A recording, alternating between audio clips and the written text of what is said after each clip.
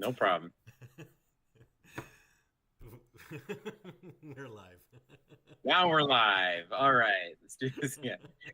Okay, so welcome everybody who's watching at home.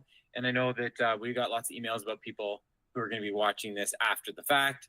So yeah, hopefully we'll be able to provide a lot of information for you today. And the biggest benefit is that you'll have the opportunity to ask questions. So if you have any questions, feel free to put them in the chat, and Byron will monitor the chat, and he will either stop me if if it's pertinent to what we're talking about at the time, or we can do questions at the end. So yeah, add questions into the chat whenever you're ready, and we will definitely monitor that and get to it. So hopefully you're all excited about the race this weekend. It's looking like the weather is, the last I checked, which was yesterday, the weather was looking very promising. Not as hot as what we've been getting. Yeah, I mean, it's still going to be warm, but not as bad as it has been. So it looks like What's it looking like? it's looking like a high of 24 right now, a low of 16 and a high of 24, which is pretty ideal for this time of year. Even with humidity or anything? It would be, well, the feels like might be a little bit higher, but right now it's going to be overcast, Okay. mostly sunny with clouds, overcast. So we're expecting rain possibly on Sunday, but right now, Thursday, Friday, Saturday are all looking clear and great for running. So if this holds true, this will pretty much be the first race of the year for us where the weather hasn't been, it's really, really hot. So all of our races have been really hot this year, and the participants have been awesome about it. Vibes have still been really high. Hopefully you've been running outside, so people are heat acclimated. So, it shouldn't affect you too much, but with the cooler temperatures that we're expecting on race day, really looking like ideal temperatures. And the course conditions, I've been on the course twice in the last 2 weeks, and the course conditions were great. There was no mud. Yeah, pretty dry out there. So if we get a little bit of rain in between now and then, I don't anticipate that being a problem at all. But I mean, we could probably use a little bit of rain. There are parts of the trail that are a little bit overgrown. So some of it, when we're course marking, I'll tend to some of that on Thursday and Friday when I'm course marking. The Bruce Trail Club will probably be out there also cleaning up a little bit. And the rest, it's trail racing. So, deal with it. It might be a little bit overgrown. There might be some trees down. Those sort of things happen and are to be expected on the Bruce Trail. But right now, conditions are looking very favorable. So yeah, you have that to look forward to. In terms of the overall difficulty of the course, I've been getting a lot of questions about how hard is this in comparison to, say, Falling Water Marathon or the First Blaze, and it's really difficult to answer that in the first year. So we'll see what the results end up showing. But my own impression is that the course is very hilly, but not overly technical. That would be what I would say. Now, some people often accuse me of saying that courses are a little bit easier than the way that they feel they are.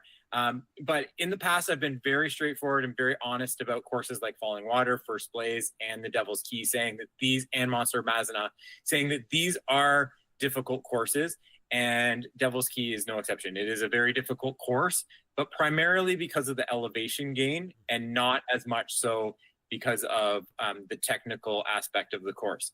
Now, that's not to say that there aren't any technical sections, because there certainly are, but there's a lot of very runnable trail out there. So for those of you who are doing the Mini Beast, the 16.66K, all of you are going to be doing that part of the course. This does apply to everybody. You obviously start with a pretty nasty climb right up the ski hill, but once you get to the top of the ski hill, you have some really runnable sections for most of the course, actually, like the majority of it. When you get around Nottawasaga Conservation Area, there is some, like, a little bit more technical parts where you're going to go a bit slower. But in terms of elevation, there's not much after that first really big climb. There's a little bit more at the end of it as well. The 33K and the 66K courses will have a lot more elevation gain beyond that. And as soon as you finish the first 16.6 kilometer loop, you do get into some very challenging hills right away. Like you've got some really big climbing, and then the aid stations are also a little bit further apart at that point. So as long as you know what you're getting into and you're prepared, you're going to have a great day out there. There's lots to look at. The course is very, very beautiful, and there's some really neat like geological features, like with rock formations and caves and that sort of thing. It's very cool. I mean that temperature wise, when you're inside some of these like rocky areas, the temperature drops a fair bit, which is a nice little reprieve from the sun. So let's talk a little bit about the specifics. I know hopefully you all received the pre-race email. If you didn't, I can still send it out, but I am going to touch upon everything that you need to know in this. Check your junk mail, check your bulk mail. It's probably in one of those. Okay, so first of all, race obviously is on Saturday at the Devil's Glen Country Club.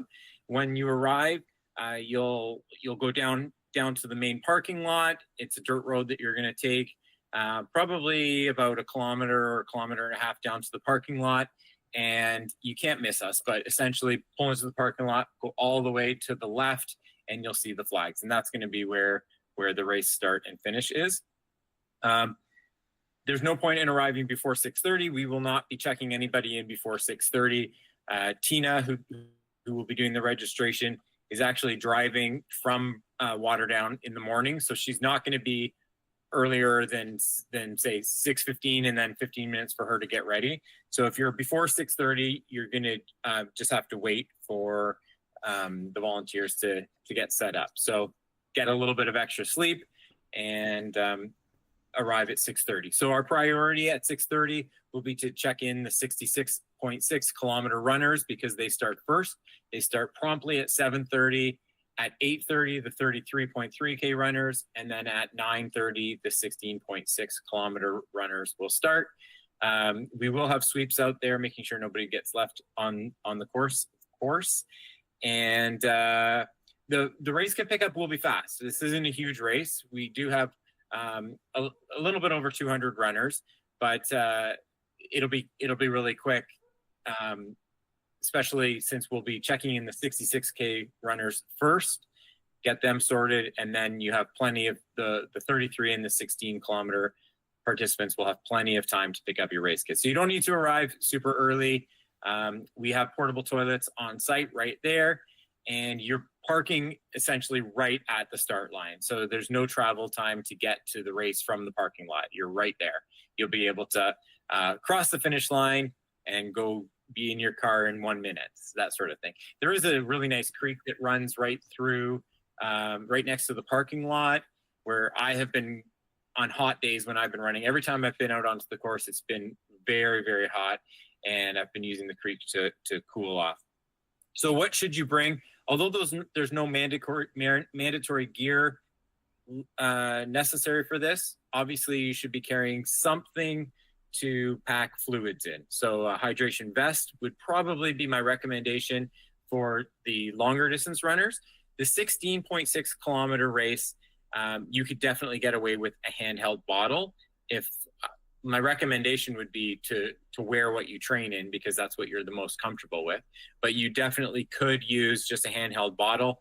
Those in the 33 and 66K, you could pack a hydration pack, leave it at the start finish, because you'll be back there in 16.5 kilometers, and run that first section with just a handheld bottle if that's what you want, whatever suits your needs the best. But for beyond the 16.6 kilometer loop that you're going to initially start with, so you start by doing a southern loop, which is the 16.6, and then you're going to be traveling north from there.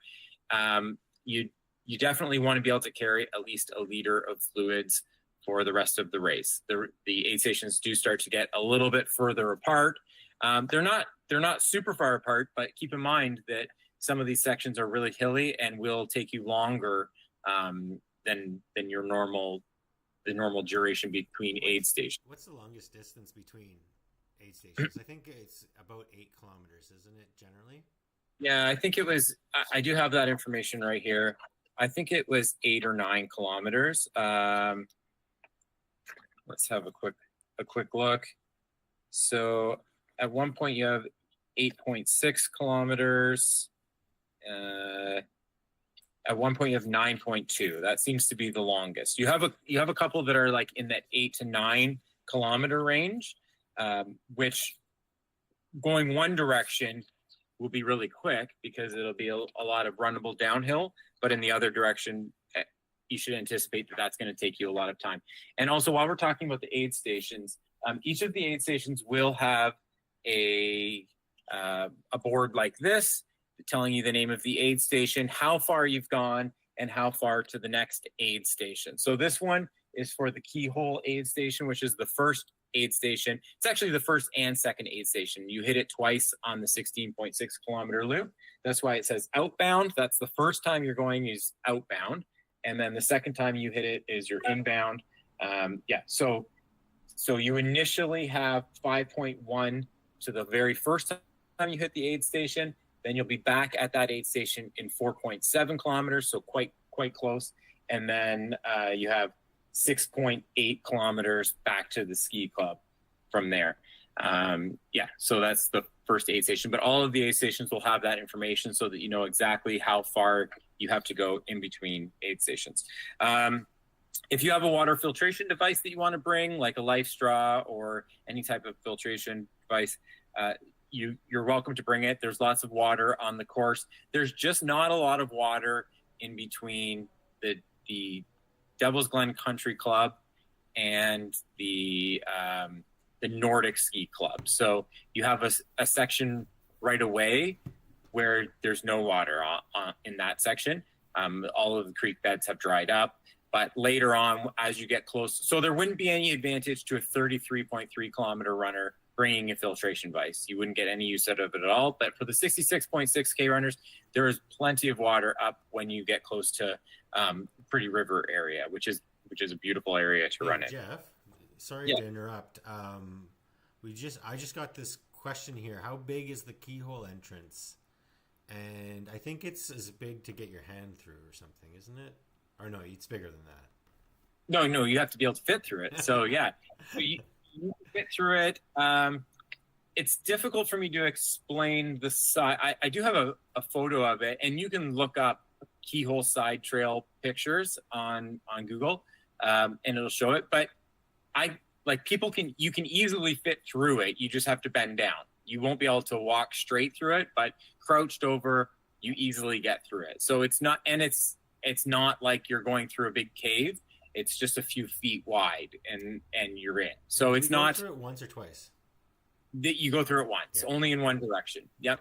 I'm a little bit on the claustrophobic side, and this isn't an issue for me at all. So I don't anticipate it should be an issue for anybody. But if you get to that point in the race and you really don't want to go through it, it's not a scary feature. But if you don't want to go through it for whatever reason, there is a way around it that you can take, and we'll be happy to direct you around it. That's a great question. This is a course where you should have trail shoes. You do what works for you, but I would recommend trail shoes. Poles are permitted if you want to use poles. They will definitely help you on the big climbs. Sunscreen and bug spray, great to have. If I was to choose between one sunscreen or bug spray, because I know a lot of people don't like to wear both, I would probably bring the deep wood. With that being said, a little bit of time that I have spent on the course in the last couple, I have had no issue with it at all. So, sorry, Jeff. The connection seems to have just gotten weird. Do you mind just repeating that so that everybody can hear you? Because it was just a little bit. Sure. Thanks. I was just saying that while I've been on the course in the last couple of weeks, the bug situation has not been bad at all. I haven't had any issues with bugs. I was wearing bug spray. I was wearing bug spray rather than sunscreen because it was most of the course is really deeply wooded. So You're not in exposed sun very much, but you do have to climb a ski hill, and you do have some sections, like some shorter road sections, especially for the 66.6K runners. So yeah, I mean, sunscreen is always a good thing, but I would probably choose bug spray myself. Yes, you could carry a cell phone with you. That's a great idea. The reception out there by Nottawasaga, so for the 16.6 kilometer loop, isn't too bad. The section out by Pretty River, I don't get any reception, or very little reception. So I mean, it's always good to have it, but don't rely too heavily on it. So aid stations. There's 2 aid stations for the 16.6. It's really just one aid station that you hit twice. In the 33.3, you will visit 4 aid stations, and in the 66.6, you will visit 8 aid stations. So I did post all those distances as well as addresses in the pre-race email, just in case you have any crew that want to meet you at any of the aid stations, which we don't have a problem with the crew meeting you at any of the spots, as long as you are, or your crew is parking only where they're permitted to park. So, you know, our permits rely on the fact that we are not breaking rules. We're, you know, well within the rules and expectations of the Conservation Authority. So please ensure that any crew members that are going to aid stations are only parking in designated parking spots. We have just on the crew, because there's a question that just came up there about that. The parking lot where aid station 4 is pretty tiny. Yes, by Pretty River. Yeah. It is, but there is a pretty large parking lot around the corner. So there is a main Bruce Trail parking lot there, within like 100 or 200 meters. So they just park there and then walk over to see you on the trail. That's a great spot to park for the 66.6K runners, and then just head west a little bit on the trail. It's actually marked with Bruce Trail markings there, so it's really easy to find. Yeah, great questions. For aid stations, we do have the fluid electrolyte drink. At Falling Water, we didn't have it. The shipment got delayed and we didn't get it in time, so we were serving Gatorade. But for this race, we have plenty of the fluid electrolyte drink, which is blueberry pomegranate flavor, has 100 calories per serving. It's vegan and it's gluten-free. Okay, so you are getting 100 calories per serving. Also, we've been getting I overheard somebody saying at Falling Water that they really liked the fluid hydration, but that they felt that it was watered down a little bit. It's actually not watered down at all. That is how it is supposed to taste. We mix all of our electrolyte drink to specification. Like, we do it exactly one big bag per container. It does taste very lightly flavored, and that is how it's intentionally designed, so that it's easier on your stomach. So rest assured that you are getting 100 calories per bottle of that, and that we are mixing it at this race and every Happy Trails race. We are mixing it to specification. And it is a cupless event, so please make sure you have some type of vessel, whether it be a handheld bottle, a bladder in the back of your pack, or a cup that you can use at the aid stations. Course markings. Course is most of the course is permanently blazed with Bruce Trail. Well, actually all of it, because the entire race is on Bruce Trail. It's just that some of it's on Blue Trail, some of it's on White Trail. So for the 16.6K and the 33.3K, the entire course will be marked with flags, with our directional arrows. Yeah, you can't go wrong with that. There will be a section of the 66.6K, a very straightforward section, where we're not going to mark it. We're just going to ask you to follow the blazes. But we will identify when you're entering and when you're exiting that section where we're asking you to just follow blazes. Yes. If sorry to interrupt you again. I'm becoming famous for this. If people ever wanted to order fluid for themselves, how would they do that? Yeah, that's a good question. I have put it somewhere in one pre-race email. I said where we get it. I get it from Podium Sports in British Columbia is where it comes from for me. So check out Podium Sports. this fluid electrolyte drink is becoming more popular at ultra events in the United States, because people are really liking it because they're finding it easier on their stomach. We do not have like a sponsorship deal with them or anything. We just use it. We pay for all of our electrolyte drink. We always have. We just like to use what we think is the best. And right now I think that fluid. I think that you can't go wrong with fluid. You can't go wrong with Scratch. You can't go wrong with Tailwind. They're all excellent electrolyte drinks. People seem to be liking the light taste of the fluid electrolyte drink, so we're sticking with that for now.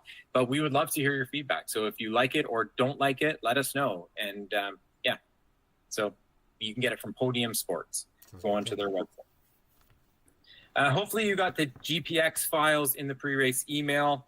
The Bruce Trail app is probably very handy to have for this because the entire course is on Bruce Trail.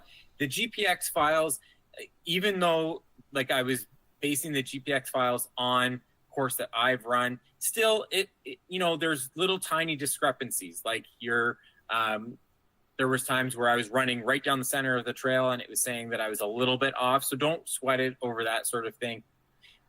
Like I said, all of the turns are going to be really well marked for the 16 and the 33 and most of the 66K run. So if you have the GPX file, it might not be 100%, but it's awfully close. So rest assured with that. What about your key? What about the key that you've got? So hopefully not everybody, but almost everybody, 197 out of 200 people should have received their key by now. There was 3 or 4 that got sent back because of an error in the address that you registered with. But you should have the key with you, and please bring it to the race. If for whatever reason, I know there's circumstances that might prevent you from being able to, like you've moved or like we had somebody who said that they've been out of the country and won't be, because of the Air Canada strike, won't be able to get back to their house to get their key. Don't sweat it. We're going to have extra keys for you at the start line. But please try to remember to bring your key, because I certainly do not have 200 extra keys. I maybe have like 15 extra keys. So bring the key. And I'm not going to say too much about it other than the fact that at some point during the race, you're going to come across this sign right here that says, take out your key and have it ready. And you will need to have your key in your hand when you get to that point in the race. That's all I'm going to say about it. Just on the keyhole while we're at it, there is a question here saying that the Bruce Trail app is showing a bridge is out from the ice storm near the keyhole. Is that open, or is there another way around? Yeah, we've got a way around it. Yeah. Okay. Excellent. Yeah, that's a really good, really valid question. Thank you. It did throw a little bit of a wrench into things, but we've figured it out, spent some time in that area and figured the best way around that situation. So, all good. Okay, moving on. Every race that we do, we have people that drop from the course, and there's always 1 or 2 people that kind of forget to mention to us that they've left the course. They've either gone home, like their crew meets them somewhere on it, they've had enough, and they leave, which is totally understandable. This is a difficult race, and that you might roll an ankle or something, like things happen, and I understand that. But please do not go home without letting us know. Either letting myself or Byron or Tina or the chip timing company know. It's super, super important. If you don't, we're going to be calling you, but also we're going to be really worried about you. So we have sweeps out there, so we're pretty sure that you're not on the course, but did you go off course somewhere? That's our big concern. So we want to make sure that we have 100% of we do not leave until we know that we have 100% of people accounted for. So please, please, please do not leave without letting us know that you've left. La Sportiva shoes. Again, we're not getting anything back from La Sportiva except that they donate shoes to you, the runners, 2 pairs every race. I honestly have been wearing the Prodigio Pros. I think Byron might have just ordered a pair as well, but fantastic shoes. That's the only reason why they're at our events, is because it's a great product and they're supporting you, the runner. We don't get any type of kickback or anything like that. So we will be giving away two free pairs of shoes. So please visit them. They bring their fleet of shoes for you to test out. You can run in them if you want. You could run the 16.6K and come back, or you can, walk around in them. If you're there to support another runner, feel free to check them out and say hi. I think it's Matt that's going to be there from La Sportiva for this race. Great guy. All of the volunteers that they've sent, or all of their crew, have all been very, very friendly. So check them out. Race transfers, changing distances, and contacting us. So this race does take a lot of effort to mark. We're going to be out there for a very long time marking this course starting on Thursday. So if you send an email after tomorrow, it's really unlikely that we're going to get it before race day. So here are a couple things that you don't need to email us about. Number one, if you need to change distances. So if you're in the 66 and you want to drop to the 33 or the 16 or whatever it is, not a problem. We will 100% take care of this on race day. If you're registered for the 66, you don't even need to show up at 7:30 for the 66K start. Just show up ready to run the race that you want to do, that you want to transfer to. We are always going to say yes to you dropping down to a different distance. It's not a problem at all. We can take care of it on site without issue.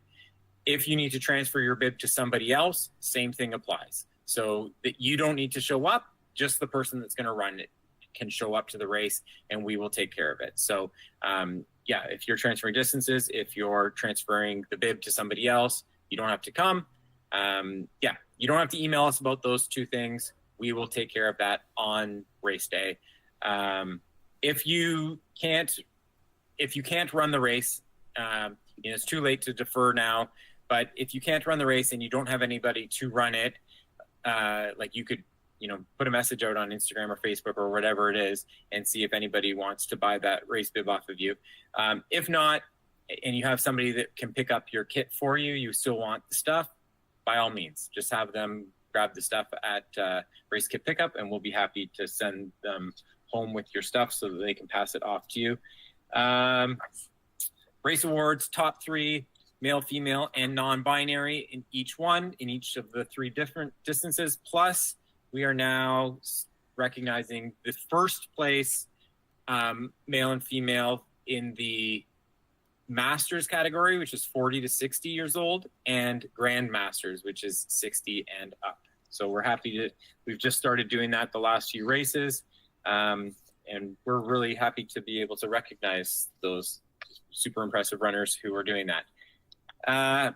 If you're in the 66.6K race and you think that there's a chance that you're going to be out there for, you'll be pushing, if you're going to be pushing the cutoffs, then we recommend bringing a headlamp. We want everybody off of the course before it gets dark. First of all, that's the goal. But situations arise, and sometimes it's beyond your control. If you think that you're going to be pushing it, you should have a headlamp from the last aid station on, just to be sure. If you're running in the dark, you have not made the cutoffs. But we still don't want you out there on the course without a headlamp in the dark. So if you think that it might be close, please bring a headlamp. And the other thing that I wanted to mention is, for those same people who think that they might be pushing the cutoffs, if you are really worried about the time cutoff and you want to start an hour early, we can make that happen. We can get you started at 6:30. As soon as race kit pickup starts, you can pick up your kit and go. Be prepared to run right away after you grab your bib, and we'll send you off on your way.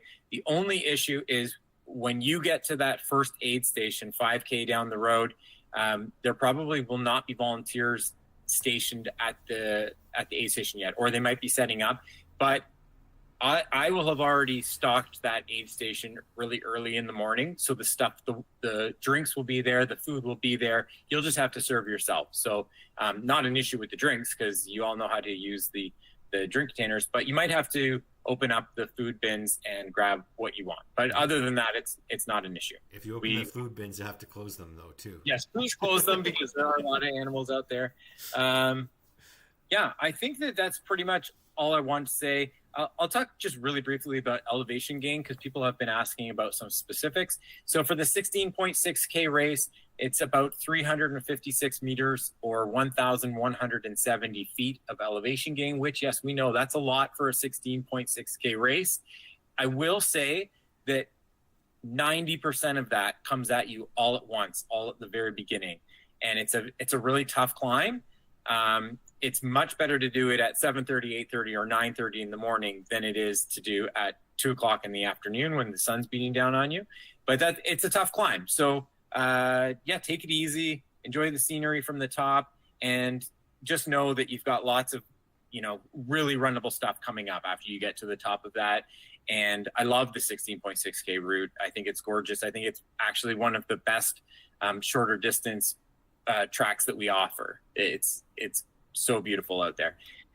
In the 33.3 kilometer race, you have 733 meters of elevation gain or 2,400 feet. So it's pretty substantial. Once you finish the initial loop, you start climbing right away and you're going uphill for quite a while. And then in the 66.6K, it's pretty substantial as well.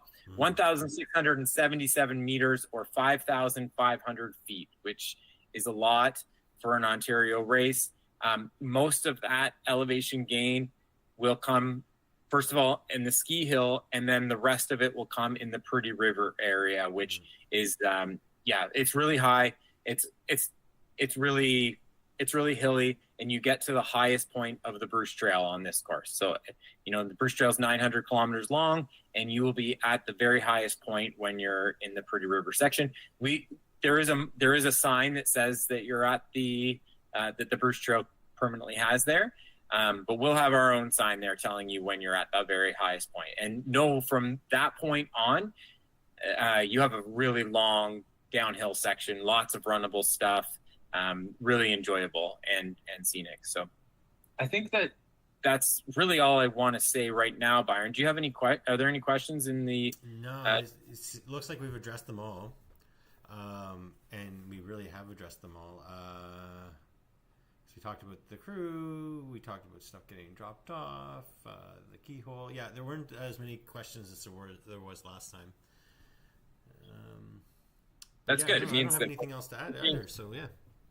We're being a little bit more thorough with our pre-race emails and answering questions and trying to stay on top of that.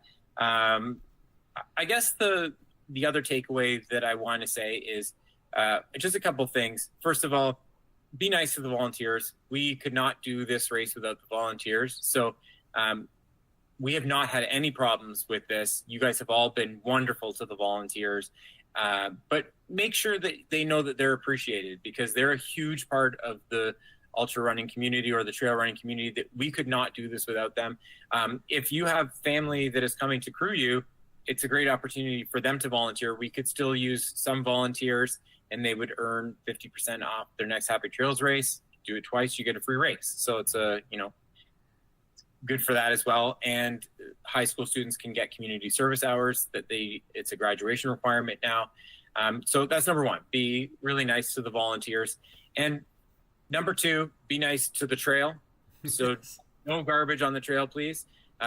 Again, this has not been an issue. You've done a wonderful job with this. You're great stewards of the trails that we use, and we really appreciate that. So nice to the volunteers, be nice to the trail, and third, be nice to yourself. So take care of yourself out there because it's not an easy course, but it's not easy, but it's definitely manageable as long as you're taking care of making sure that you're hydrating early and often with the first two aid stations, I guess really the first three aid stations are all pretty much 5 kilometers apart. So it's really easy to stay on top of your hydration and your nutrition when the aid stations are that close together. So initially, don't skip an aid station either. Do not skip an aid station. Make sure that you are, and if it does get hot later in the day, maybe not so much in the first for those first 3 aid stations, or for, at least for the first 2 aid stations. But for the rest of the aid stations, for the longer distance runners, if you know that the aid station is going to be 8 or 9 kilometers apart, and you know that you're not moving very fast late in the race, maybe that might take you 2 hours. Ensure that when you leave that aid station, first of all, your bottles are full, but also you're full. Like, make sure that you're drinking at the aid station. Drink the bottle, drink how much you need, and then refill your bottles. It's a mistake that a lot of people, including myself, make. And if you can take care of yourself and make sure that you're leaving the aid station fully prepared for 2 to 2.5 hours, and most people, it will not. For most of them, the aid stations it's only going to take you like 45 minutes to an hour and 15 minutes between aid stations. But if you prepare for 2.5 hours, just in case something goes wrong, that's in your best interest. So make sure that you're eating enough, make sure that you're drinking enough. You hopefully you're listening to your body. You know how many calories you can take in per hour. But if you don't know how many calories to take in per hour, you should be aiming for at least 250. I'd say 250 to 350. From my own experience, if I go beyond 300 or 350, I start to feel a little bit nauseous. So, but if I don't hit 250, I know I'm going to bonk. So make sure that you're eating, make sure that you're drinking, make sure that you're taking care of yourself, that you're not going too hard. If the people that you're running with, if you feel like the pace is a little bit of aggressive early on, then dial it back. It's a long race, and you need to be looking out for yourself. I know it's fun to run with other people, but it's also fun to spend time by yourself in the woods. So don't stress if you're not with the pack of runners that you want to be with.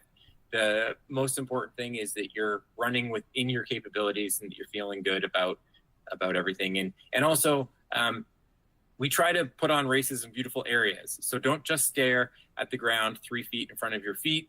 Make sure that you get to look around a little bit. There's some beautiful lookouts on the course, and spend 10 seconds and just appreciate where you are and the beauty of the surroundings. They call it Pretty River for a reason. Yeah, it's a gorgeous area.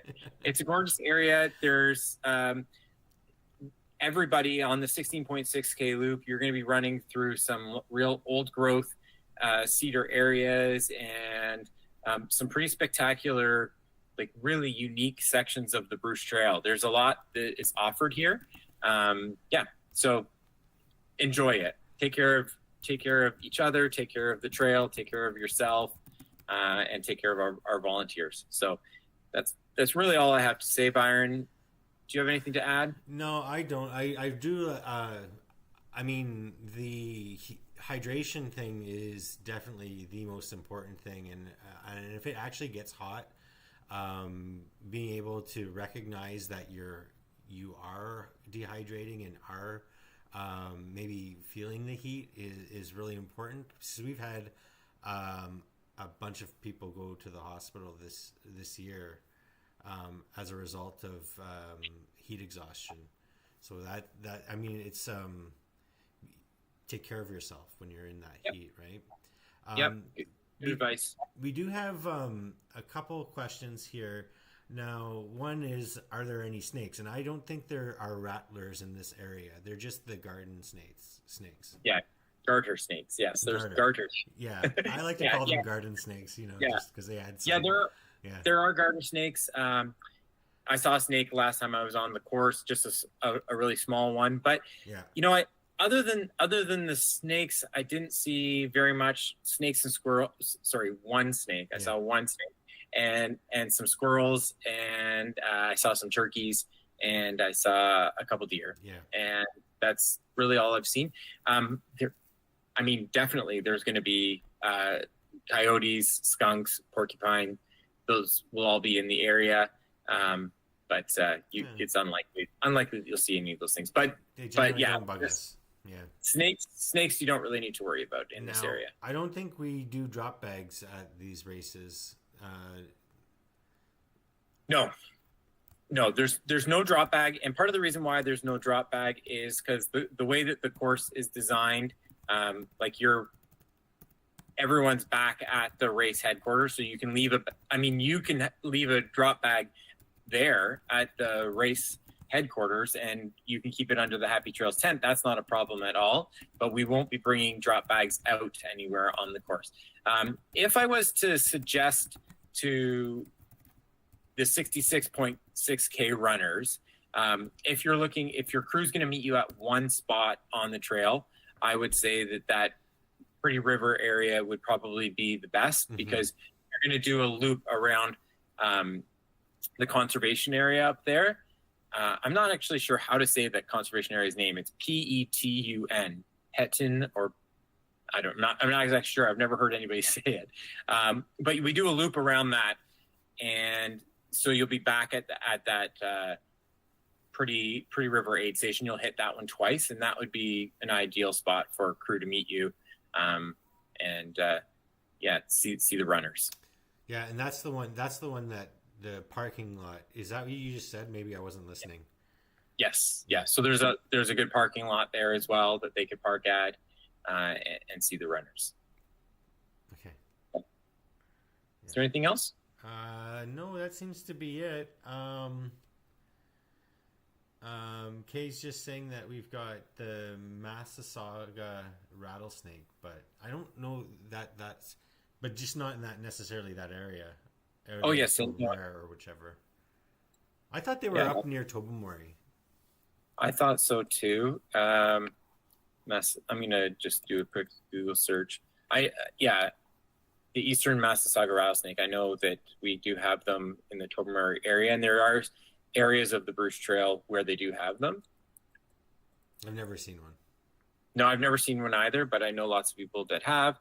It says the Massasauga rattlesnake, specifically the Eastern Massasauga subspecies, has a range primarily within the Great Lakes region of North America and Canada. It's found only in Ontario, specifically in the Georgian Bay area and the Bruce Peninsula, the north shore of Lake Huron, and the Carolinian region. That would be the Wainfleet Bog and the Ojibwe Prairie. So it looks like we're safe from the Massasauga rattlesnake. But I mean, if you do see one, take a picture, because I would love to see it. And you'll probably don't tease it. You'll probably hear it. I have in all the races I've ever done, I've only ever seen a rattlesnake one time, and that was in Virginia. I saw one in California. Yeah, in the middle of the trail. Yeah, so you might see a snake, but it's really unlikely that it's going to be anything other than a garter snake or a milk snake or a rat snake. But let us know. Any wildlife that you encounter on the trail, I want to hear about it, because I love that sort of thing. Yeah. So let me know. I think other than that, if you have any specific questions that you didn't get the chance to ask, you can email me, but keep in mind that come Wednesday, I'm going to be out of office. I'm going to be, heading up to the course to start to prepare it, and I'll do my very best, but it's unlikely that I'll get an answer in time. Anything, Byron? Anything else? No, that's it. We're good. All right. So thanks for tuning in. I can't wait to cheer you on Saturday, all of you, and good luck. Yeah. Take care of yourself. Remember that. Take care of yourself. Eat, drink, and enjoy yourself. Yeah. All right. Bye, everybody. All right. That's done. We are offline.